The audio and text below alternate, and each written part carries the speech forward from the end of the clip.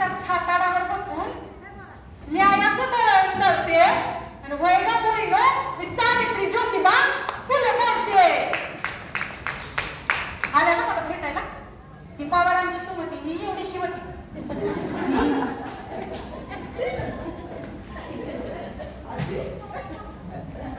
आले आज बोलायचं सांगायचं आहे ना गोष्टी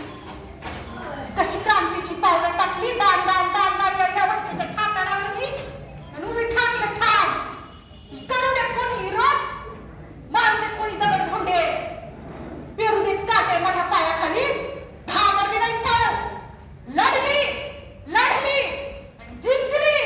आणि म्हणू काय रे की नो तुम्ही इथं बसलात ग माझ्या पुढ्या सारी जेवढं तुमचा एवढं होतंय माझ्या ग सारी तुमचा एवढं होतंय ग शिकल्या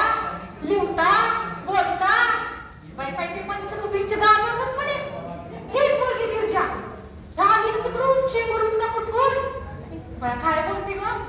मला नाही समजलं नाही काही माझं सुद्धा एवढं होतंय का पोरीनं तुम्ही शिकल्या आणि आपल्या यशाचा झेंडा वेगवेगळ्या क्षेत्रात उभा ठाकला.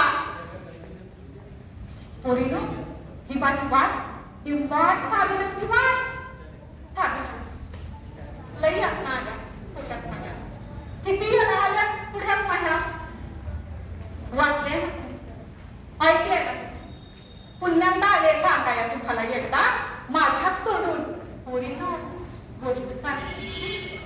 त्या दिवशी गेले होते ना बाजारात बाजारात गेले आण हरकर पोरकी वय माझं आणि एक खाजर बाकी पुस्तकं घेऊन अशी इथं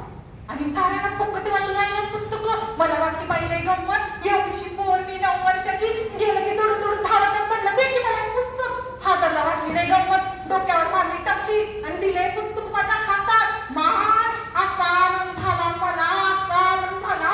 अशी नाचत उडत आली की घरी आली कुठं येऊ कुठं नाही मला झालं काय तेव्हा काय असं होतोय पुस्तक पोरीनं आणलं आणि माझ्या बापाला लय कौतिक वाटलं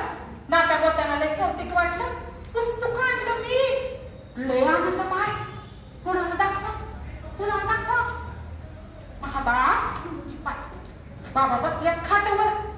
अंगणात माय गेली नाचत नाचत म्हटलं बाबा बघा की मी काय आणलंय तुमचं सावलं. बाबाचा माहेवर लय जीव मागल ते देणारा महाबाबा पण काय माहित काय झालं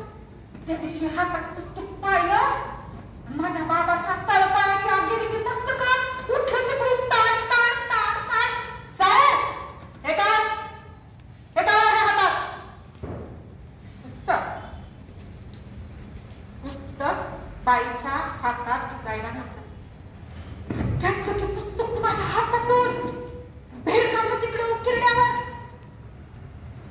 मी आवाज पाहतच राहिली एवढी माया करणारा महाबाप आणि कावर त्याला वाटावं पोरीने आणलं पुस्तक तर तिच्या हातात ते नसावं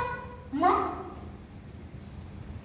हा प्रश्न घेऊन घरात गेली कसली फकाट मला खराब त्याने पुस्तक हातपाय आपडले लई भेटले लई आरडले ओरडले पण माझं बापतो मला कसं पुस्तक घेऊन येतं मग म्हणून मी केली एक गोष्ट त्या रात्री मी जेवलीच नाही. मला वाटलं बाबा म्हणतील उठं मान उठ जेवून घे तारुसून बसली मी त्या दिवशी जेवलीच नाही म्हटलं बा येईल म्हणून उठं जेव कुणी चाललं नाही मला डोळे सुजले मग काय माझ्या डोळ्यासमोर सारखं ते पुस्तक मला अन्न गोड लागणार होतं रे पुस्तकाबद्दल माझं काय नातं असेल ग प्रीती काय नातं असेल पुस्तकाचं माझं मला काय सगळीचं बोंब ग अक्षर कळेना शब्द बोलेना धड बोलता येईना काय बरं त्या पुस्तकाचं माझं नातं असेल मग आम्हाला जर उठले पहिल्या खोलीत आले मोठ्या खोलीतून दरवाजा उघडला बाहेर आणण्यात आले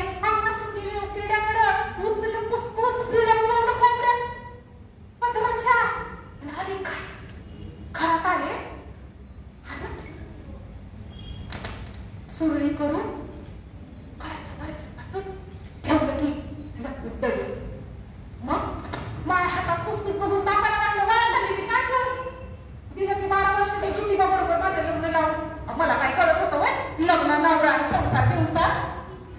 नेसले होते शाळेत करून दिलं बापानं लग्न.